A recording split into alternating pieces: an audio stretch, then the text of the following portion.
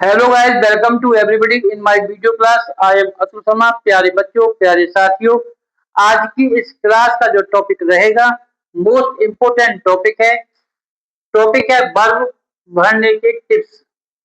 Verb भरने के tips यानी टेंसेस में, प्रेजेंट इंडेफिनिट में क्या कंडीशंस होंगी कि कहाँ कौन से एडवर्ब आए, तो वहां पर हम प्रेजेंट इंडेफिनिट का जो वर्ब है उसको फिल करेंगे।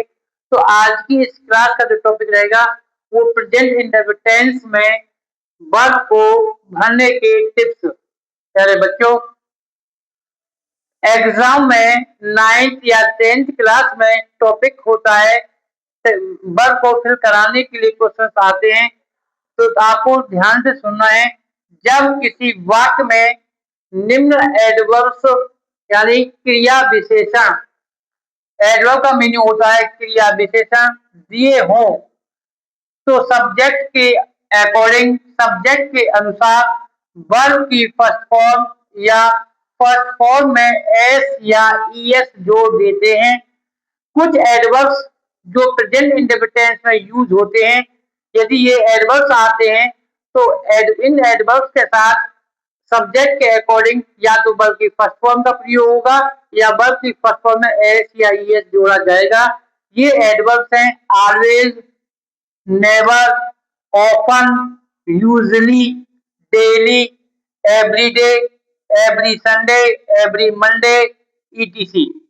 तो जब ये एडवर्ब्स आ रहे हैं, जैसे see open dot dot dot in river और ब्रैकेट में आया हुआ है वाट, तो यहाँ एडवर्ब आया हुआ है ओपन। ओपन का मीनिंग होता है प्राय, तो यहाँ पर आएगा वास। तो मैंने इस एग्जाम्पल को क्लियर कर दिया, सी ओपन वास इन रिवर।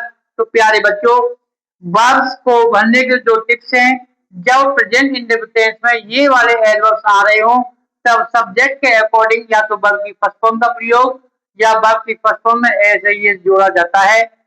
ये आपको ध्यान देना है। इस प्रकार के एडवर्ब्स के आने पर जो एडवर्ब्स प्रेजेंट इंडेफिनिट में यूज होते हैं, always, never, often, usually, daily, everyday, every Sunday, etc. ये चाहे यूपी बोर्ड से कनेक्टेड क्लास है, चाहे सीबीएसई बोर्ड से कनेक्टेड है, वर्ब्स को भरने के जो टिप्स हैं वो और स्टूडेंट्स के लिए बहुत मोस्टली टॉपिक है। अगला दूसरी कंडीशन है कंडीशनल सेंटेंसेस यानी शर्त वाले वाक्य। जब कंडीशनल वाक्य में इफ या अनलेस या व्हेन से शुरू होने वाले उपवाक्य क्लोज, जैसे if she dot dot to me I shall teach her. प्यारे बच्चों, आपको ध्यान देना है, यदि कोई कंडीशनल वाक्य इफ से शुरू हो रहा है और दूसरा वाला वाक्य फ्यूचर में है, तो आपको ध्यान देना है इफ वाला जो वाक्य है वो हमेशा प्रेजेंट इंडेफिनिट में ही भरा जाएगा जब ये दूसरा फ्यूचर में हो तब। तो इफ सी और सी के अकॉर्डिंग हो जाएगा कम्स। ये कंडीशनल वाक्य में आपको ध्यान देना है। यदि एग्जाम में आता है if she dot dot to me comma I shall teach her, तो आपको ध्यान देना है एक प्रिंसिपल क्लोज है, एक सबऑर्डिनेट क्लोज है, ये वाला फ्यूचर में आया हुआ है और ये इफ से शुरू हो रहा है, तो ये प्रेजेंट इंडेफिनिट में भरा जाएगा। सब्जेक्ट सी है तो सी के अकॉर्डिंग कम्स आ गया। You will not pass, unless अपने आप में एक नेगेटिव वर्ड होता है, तो अनलेस के बाद दो दूसरा वाक्य प्रेजेंट में यहाँ आ जाएगा यू वर्क। वर्क नहीं आएगा, यू वर्क, क्योंकि अनलेस वाला मैंने बता रखा है इफ या अनलेस या व्हेन से शुरू होने वाले उपवाक्य। व्हेन से शुरू हो गया द बेल, तो ये प्रेजेंट में हो जाएगा रिंग्स, क्योंकि ये फ्यूचर में दे रखा है। When the bell rings comma, when वाले वाक्य में तो या तब की अंग्रेजी के लिए कॉमा का यूज करते हैं, देन वगैरह नहीं लगाते। और दूसरा वाला वाक्य फ्यूचर में हो जाएगा the boys will leave the class. Next, regular action जो होते हैं या कुछ हैबिट होती है, नियमित कार्य व आदत, वो हमेशा प्रेजेंट इंडेफिनिट में ही होते हैं।